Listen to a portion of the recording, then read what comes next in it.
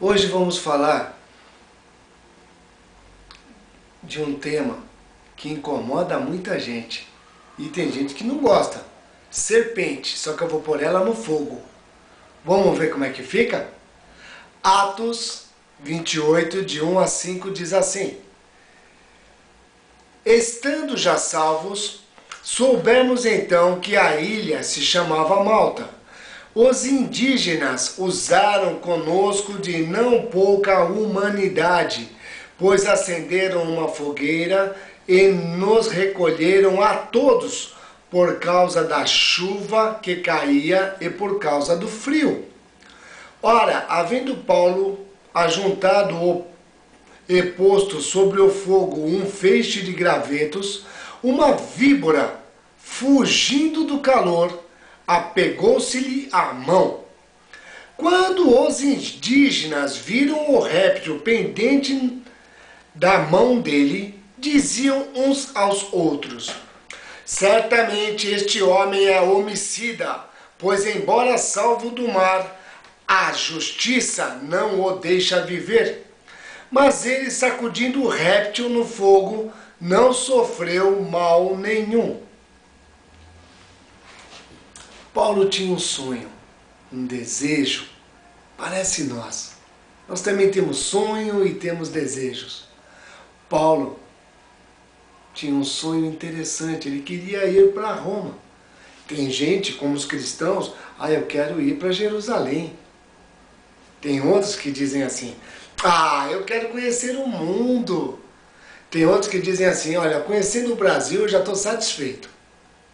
E algumas religiões, ao contrário, diz que pelo menos uma vez na vida você tem que ir num determinado lugar. E assim cada um no seu estilo. Mas Paulo também tinha sonhos. Com o seu desejo de ir a Roma, ele fez os seus planos. E não é que ele conseguiu, ele foi. Talvez não de primeira classe, mas ele foi na classe dos embaixadores, em cadeias. Ele foi preso.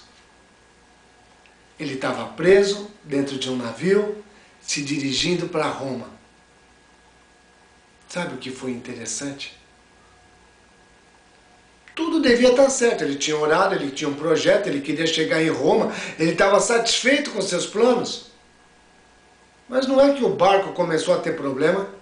Não é que o mar começou a ficar revolto? Não é que tudo à volta começou a desaparecer? Até o sol foi embora? E os soldados tinham uma certa dúvida se os presos não estavam pensando em fugir.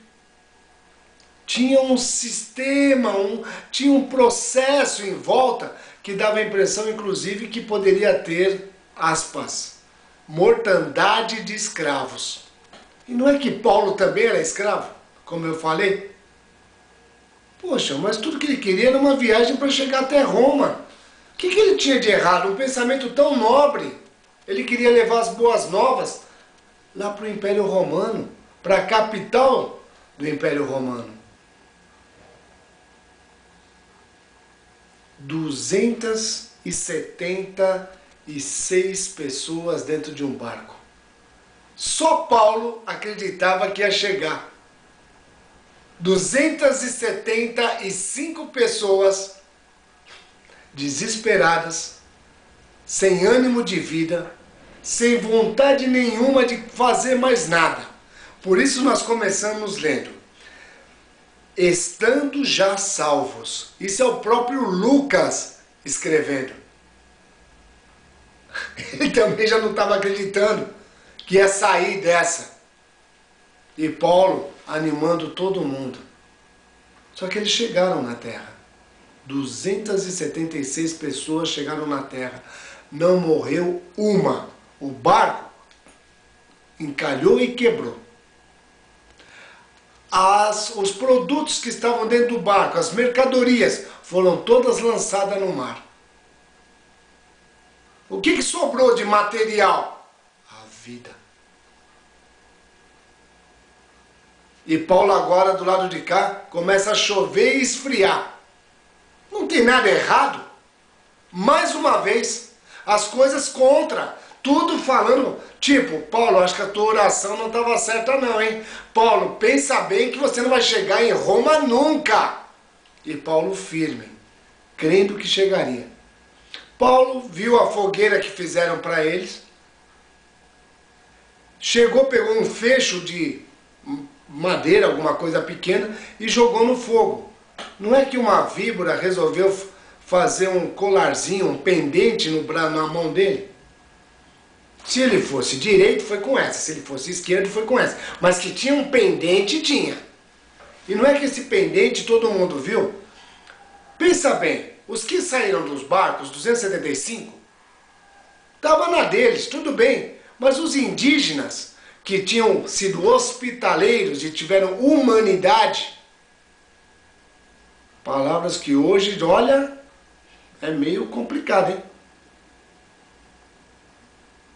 Sabe o que aconteceu? Começaram já a fazer julgamento. O mar não conseguiu matar, mas esse homem no mínimo é homicida. O que é homicida mesmo? O que mata o seu irmão. Ele é um homicida. Ele matou um igual. Preocupado? Não. Chacoalhou no fogo e a víbora possivelmente morreu. Porque esses animais não são bem preparados para fazer parte do fogo, não. Mas o interessante, mais um mais. Todos esperavam o quê? O efeito da mordida. Porque quando se morde, inocula veneno. E os nossos amigos indígenas sabiam que aquela víbora ou aquela serpente não era uma serpentinha qualquer, ela era uma serpentinha sem veneno. Não, eles ficaram esperando o efeito, porque sabia que tinha veneno. Esperou um pouco, mais um pouco, mais um pouco do pouco, mais um pouco do pouco do pouco. E aí eles até mudaram de ideia e acharam, esse Paulo é um Deus. Bota a serpente no fogo, porque o que vai acontecer não é para você. O fogo foi preparado para a serpente e não para você.